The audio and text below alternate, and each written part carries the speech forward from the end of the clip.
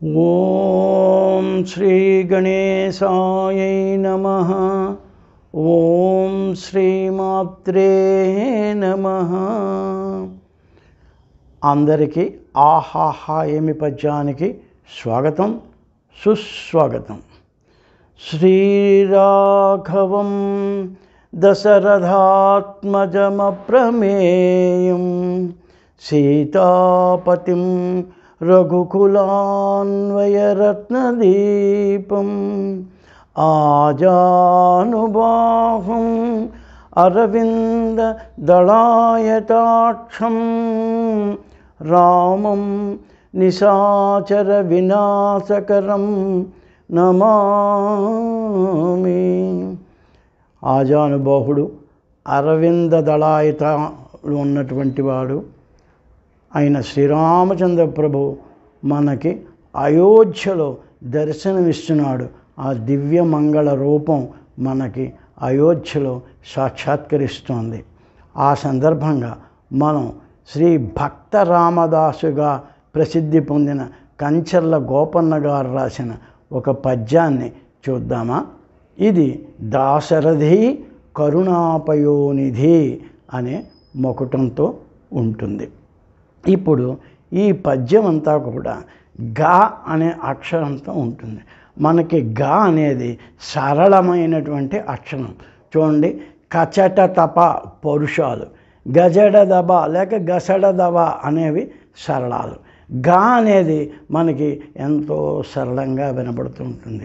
చూడండి, గంట, గుడి, గణపతి, గరిక అని ఇలాగా గోవింద, గంగ అని మనకి వినబడుతుంది. బెంగ, రంగ ఇవన్నీ కూడా మనకి ఎంతో సరళంగాను తర్వాత మన హృదయానికి తట్టుకునేటట్టుగా ఉంటుంది.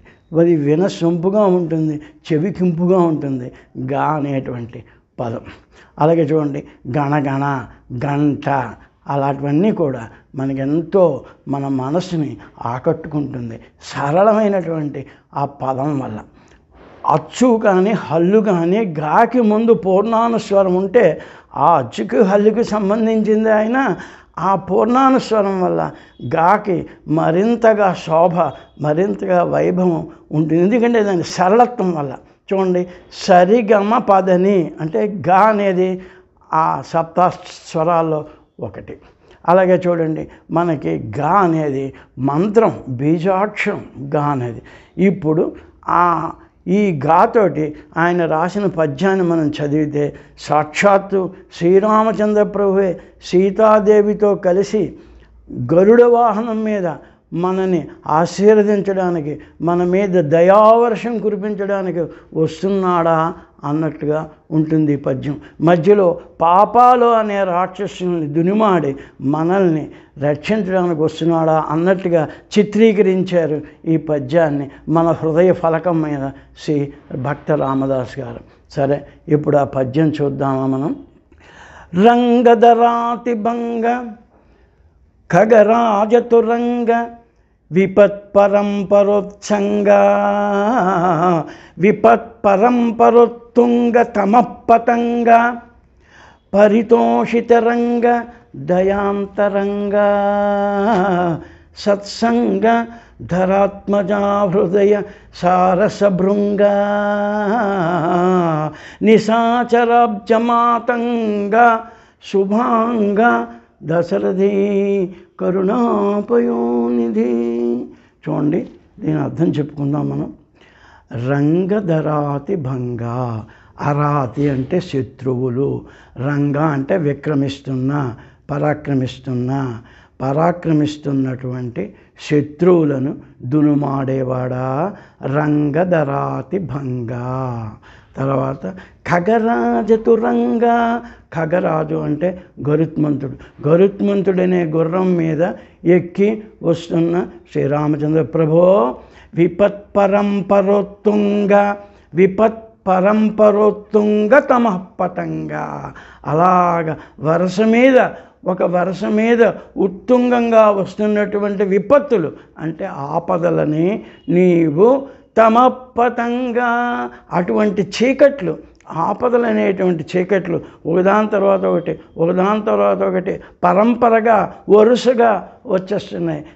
అటువంటి చీకట్లని పారదోలే ఓ సూర్యనారాయణ ప్రభో తండ్రి అని చెప్తున్నారు. విపత్ పరంపరోత్తుంగ తమ పతంగా. పతంగా అంటే సూర్యుడు అని అర్థం. పరితోషిత రంగా. పరితోషిత రంగా అంటే ఎప్పుడు సంతోషంతో ఉండేవాడు. రంగనాథుడు పరితోషిత రంగా. రంగనాథుడు ఎప్పుడు సంతృప్తిని ఇస్తాడు, ఆయన సంతృప్తిగా ఉంటాడు. దయాంతరంగా. అంతరంగమంతా కూడా కరుణ నిండి ఉంటుంది. సత్సంగా.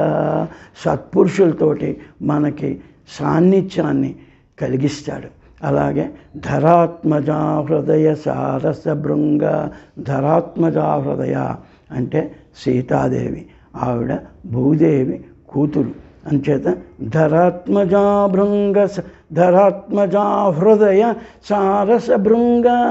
సీతాదేవి అనే పద్మానికి నీవు తుమ్మెదలాంటి వాడివి అని దీని అర్థం. ఆవిడ హృదయాన్ని దోచుకున్నవాడివి అని అర్థం. సీతాదేవి హృదయాన్ని దోచుకున్నవాడా. నిశాచరాబ్జమాతంగా. నిశాచరులు అంటే రాక్షసులు. నిశాచరాబ్జ అంటే కలువలు. కలువలను చూస్తే చెరువులో ఉన్న కలువలను కానీ తామరలు కానీ చూసిందంటే ఏనుగు వాటన్నిటినీ తొండంతో తీసి ఒడ్డున పడేస్తుంది. అలాగా రాక్షసుల్ని సంహరించేటువంటి ఓ శ్రీరామచంద్ర ప్రభు నిశాచరాబ్జ మాతంగా.